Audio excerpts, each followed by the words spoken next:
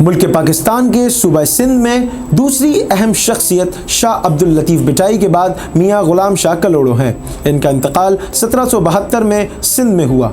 कल्होड़ा हुकूमत का ये बांका नौजवान, जिसे शाह वर्दी खान के नाम से अफ़गान बादशाह अहमद शाह दुरानी ने नवाजा, मराठास को शिकस्त दी। वालिद का नाम नज़ीर अहमद कलोड़ो, वालदा माई गुल्लन।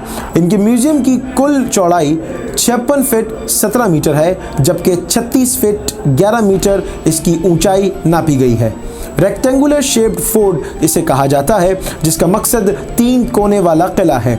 सिंधी आर्ट का खूबसूरत तरीके से दीवार पर नक्श भी है।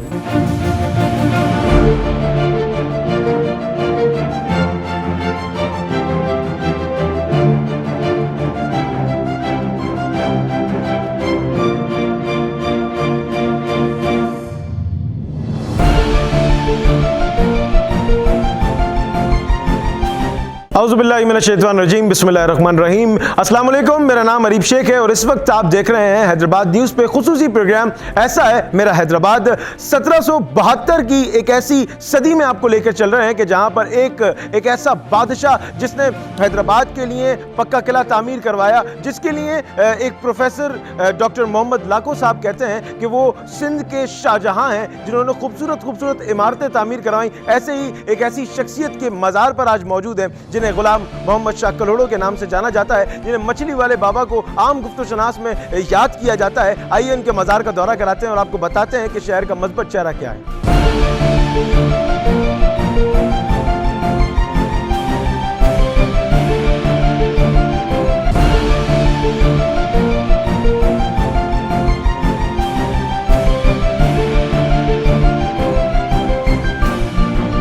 सामीन कराम, यहाँ मेरी मुलाकात अब्बास साहब से हुई और अब्बास साहब जो है यहाँ के गद्दी नशीन है। मैं उनसे सवालात भी करूँगा, आपके सवालात भी लेंगे। कोशिश करें कि आप सवालात भेजें और पूछें चीज़ें। सबसे पहला सवाल अब्बास साहब, बहुत शुक्रिया आपके वक्त का। मैं सबसे पहला ये पूछना चाहूँगा कि ये जो लोग कहते हैं कि पक्का किला जो है वो मोहम्मद बिन कासिम ने बनाया, तो उसमें क्या क्या हिकायत है, क्या सच्चाई है कि वाकई जो पक्के किले का हम जो एक तसव्वुर सुनते हैं कि पक्का किला फ़लाँ ने बनाया, इसमें हिकायत क्या है, क्या इसकी सच्चाई है? हकीकत ये है कि लोगों को असल हैदराबाद की और सिंध की तारीख में बहुत कम पता है। और जो है असल हकीकत ये है कि पहले जब साईं ने हैदराबाद को गादी का जो है सेंटर बनाया था हैदराबाद को, तो उस हवाले से उन्होंने अपने रहन सहन के लिए और जो है अपने जंग की हिकमत के हवाले से पक्का किला जो है साईं ने अपनी ज़िंदगी में तामीर करवाया। सबसे पहले कच्चा किला तामीर करवाया, लेकिन वहाँ पर साईं मक्की शाह की दरगाह मौजूद थी, तो उन साईं ने कोई रूहानी तरीक़त से कोई इशारा मिला मियाँ ग़ुलाम शाह को कि यहाँ पर आप रिहाइश अख्तियार नहीं कर सकते। तो लिहाजा साईं ने उस चीज़ को वहाँ मुकम्मल करके साईं ने अपना जो है रिहाइश के लिए और जंग की हिकमत के हवाले से जो है सेंटर अपना किला बनवाया, पक्का किला। तो उस हवाले से जो उनके फाउंडर जो है मियाँ ग़ुलाम शाह कलोड़ो हैं।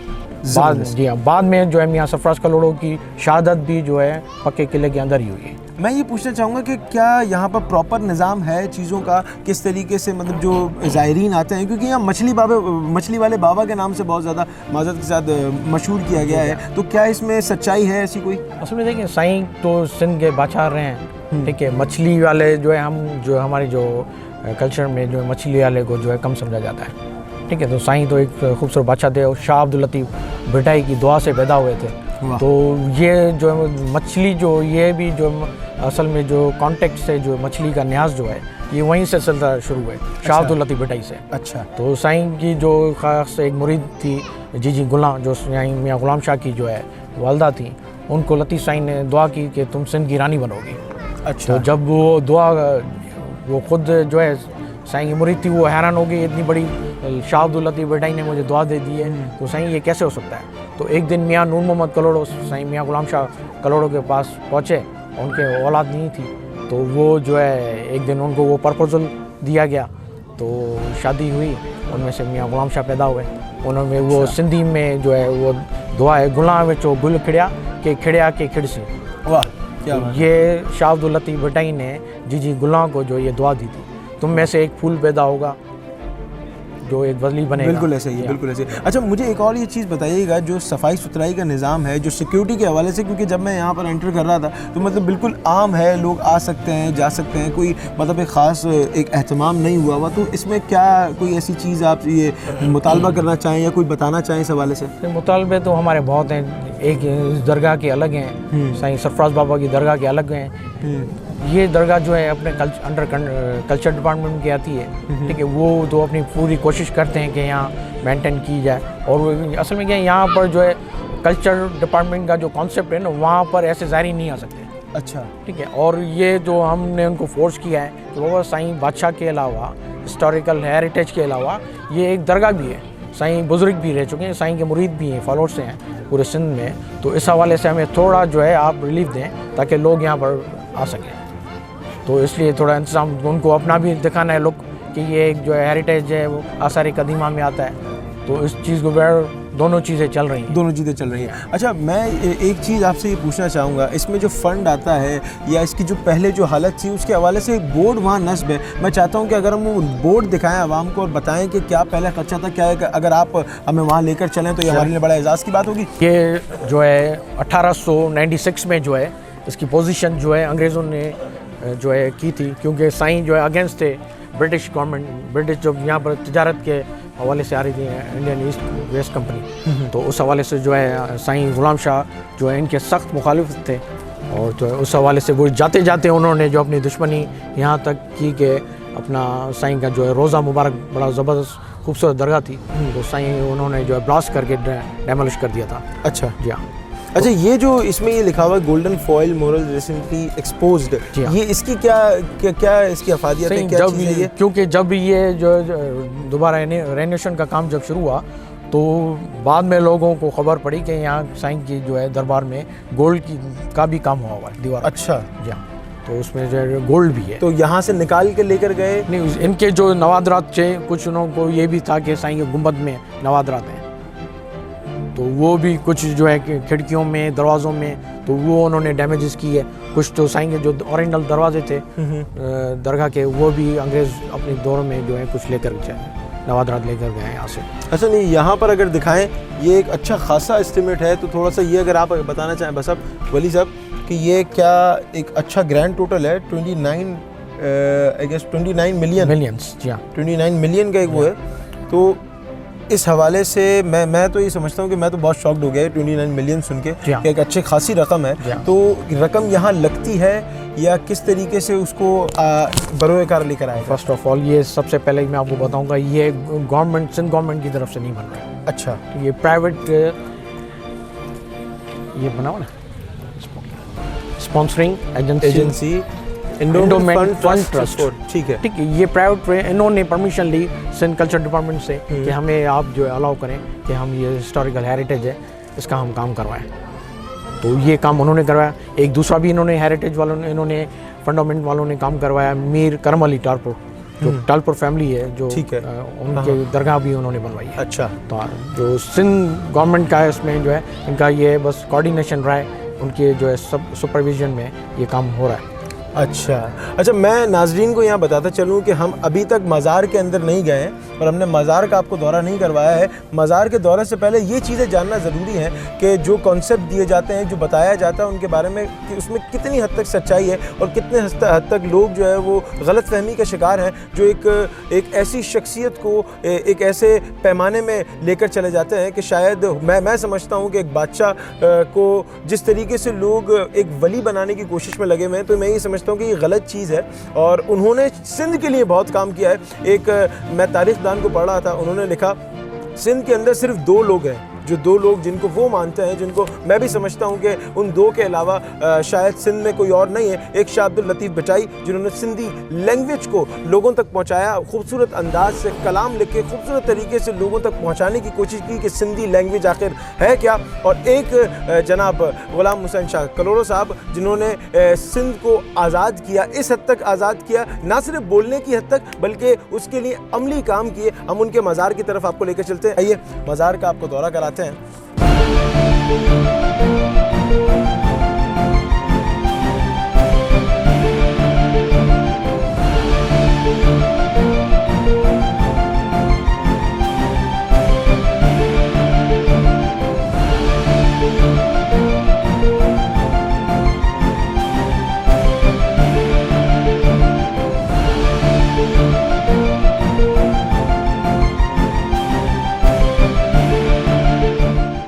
यहाँ जो इनसे उनसियत करते हैं। ये नस्ल से सिलसिला चलता आ रहा है। जो लोग इन्हें बादशाह समझते हैं और जो लोग इनके मुरीद हैं वो इनसे कितनी मोहब्बत करते हैं कि आज भी अपनी ज़िंदगियाँ वक्फ़ कर दी, अपने ख़ानदान वक्फ़ कर दिए। एक सिलसिला चलता हुआ आ रहा है और ये लोग खिदमत कर रहे हैं जनाब की। और मैं चाहूँगा कि अब्बास साहब आप ज़रा इसके हवाले से बताइएगा। खूबसूरत काश्तकारी हुई है यहाँ पर। सही, इसके लिए जो एंडोमेंट फंड्स वालों ने जो ख़ास तौर पे जिस दौर में जो है मुल्तान का जो आर्किटेक्ट जो और वहाँ के जो पेंटर वेंटर जितने भी आए हुए हैं कारीगर, ठीक है, वही सारे वहाँ से खुसूसी मंगवाए गए हैं।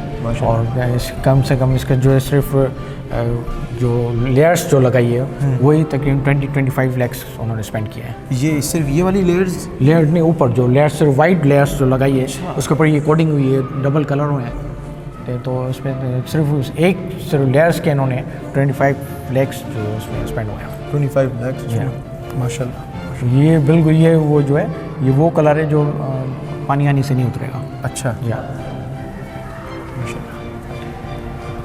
अच्छा, ये क्या इसमें ये क्या नस्ब हुआ है? ये चीज़ें लिखे हैं इसमें जो है ये फ़ारसी है, ये सारा फ़ारसी में लिखा हुआ है क्योंकि उस दौर में जो है साईं की जो ज़ुबान जो है फ़ारसी और साईं की जो वहाँ शादी जो की थी साईं ने उस्मान फैमिली में से की थी, जिनमें से उनका बड़ा बेटा मियाँ सरफराज पैदा हुआ जी। तो दूसरे बेटे मियाँ मोहम्मद खान पैदा हुए जो मियाँ सरफराज के दरबार पे।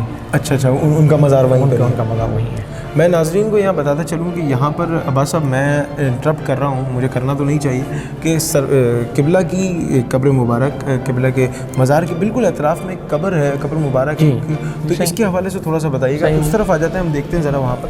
ये जो तुर्बत जो है छोटी सी, ये हज़रत मियाँ सरफराज कलोड़ रहमतुल्लाह अलैह उनके छोटे बेटे मियाँ फ़ज़ल अली की है। अच्छा, हाँ, ये जो है मियाँ सरफराज की ज़िंदगी में ही वो जो है पर्दा कर गए थे। तो वो उनकी ख्वाहिश थी कि मैं अपने वालिद के साथ जो है अपने बेटे को यहाँ तदफीन करवाऊँ। और उनकी अपनी भी ख्वाहिश थी मियाँ सरफराज की कि जब मेरी दुनिया से रुखसती हो तो मुझे भी यहाँ रखा जाए। लेकिन वक्त का सितमगर्दी ऐसी थी, जब साईं कैद में थे तो उन साईं के चचा मियाँ अब्दुल नबी ने उनको शहीद करवाया पक्के किले में हैदराबाद में। उनके बाद जो उनकी डेड बॉडी यहाँ पर उन्होंने रखने नहीं दी। अच्छा, मज़ार के बाहर का हमने एक दफ़ा अगर विज़िट कर लें तो ज़्यादा बेहतर हो जाएगा।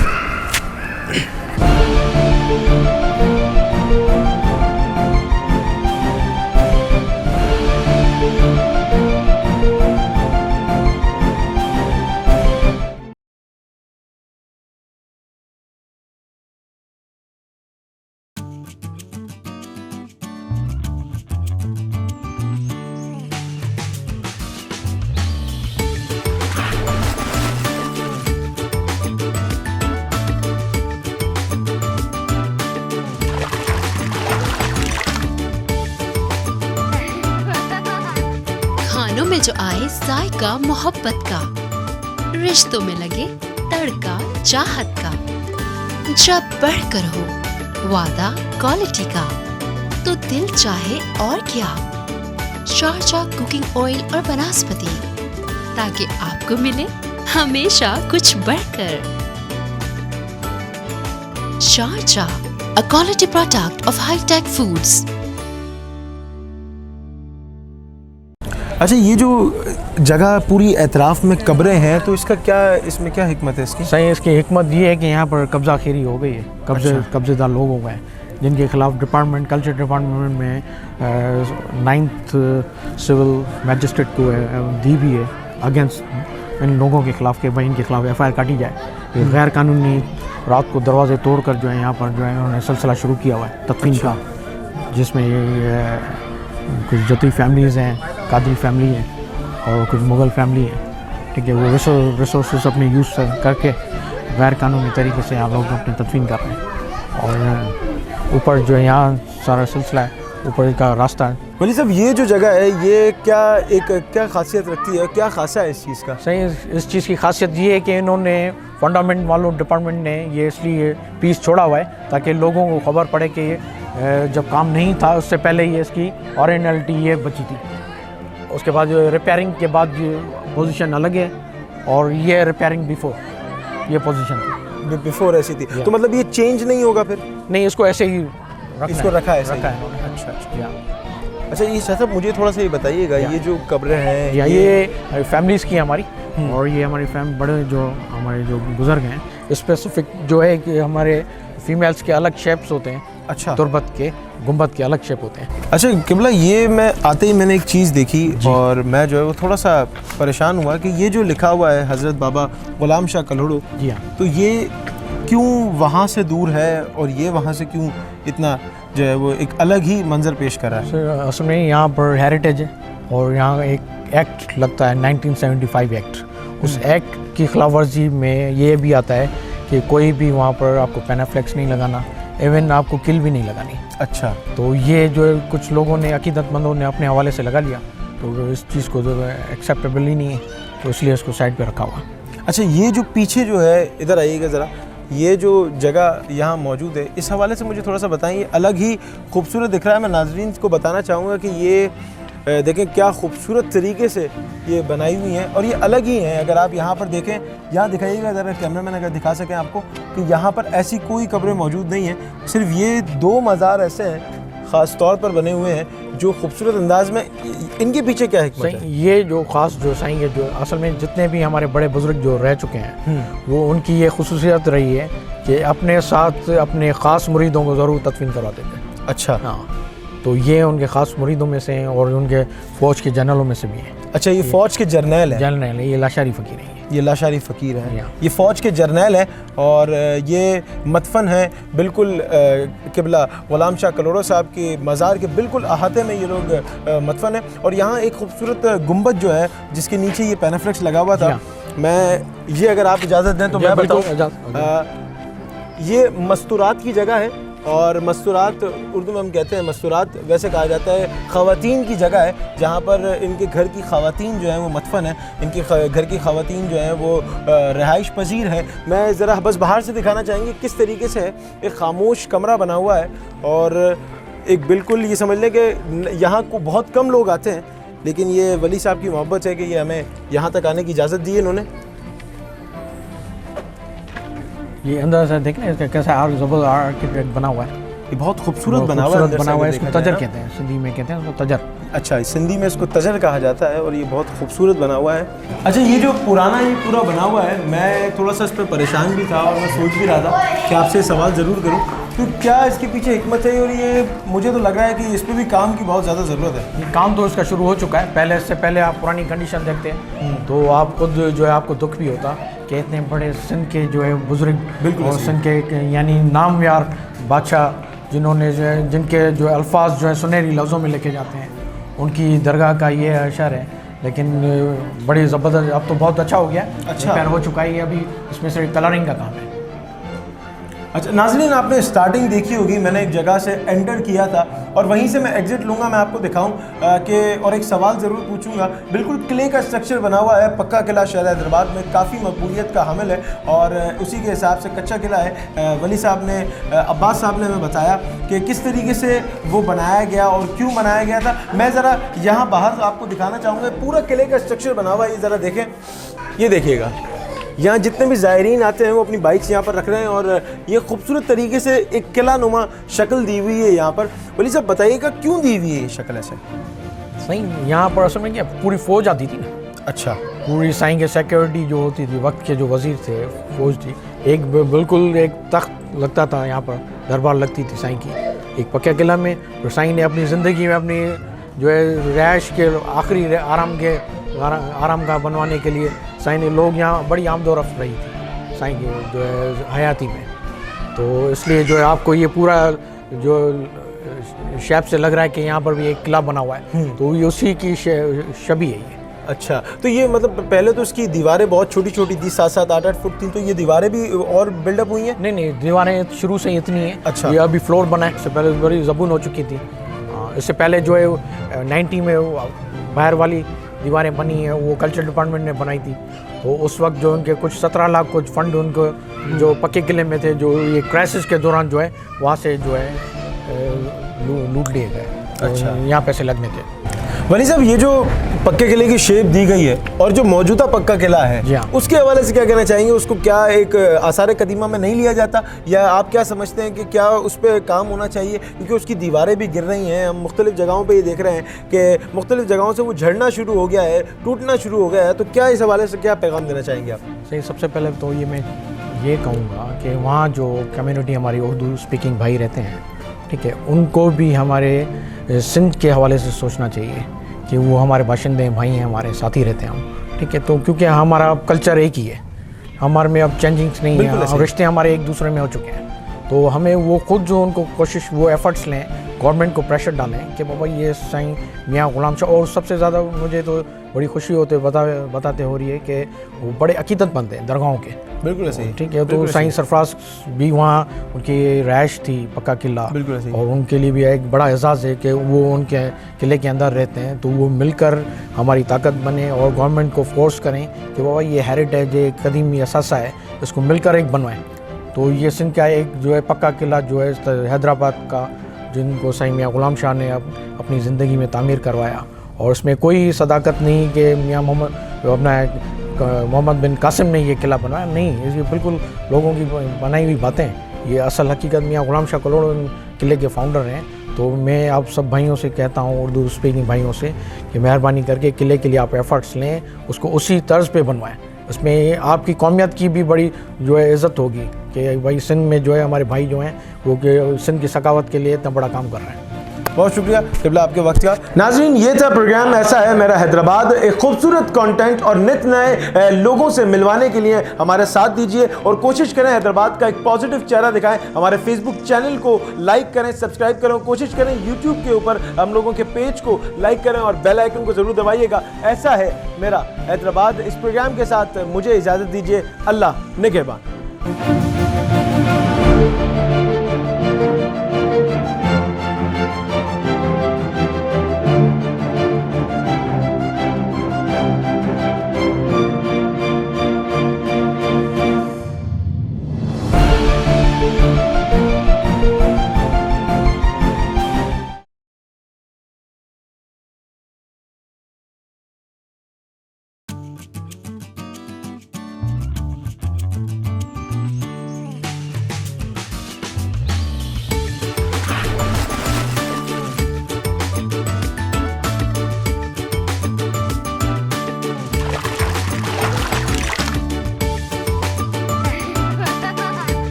खानों में जो आए जायका मोहब्बत का, रिश्तों में लगे तड़का चाहत का, जब बढ़कर हो वादा क्वालिटी का, तो दिल चाहे और क्या, शारजा कुकिंग ऑयल और वनस्पति, ताकि आपको मिले हमेशा कुछ बढ़कर। Sharjah, a quality product of High Tech Foods.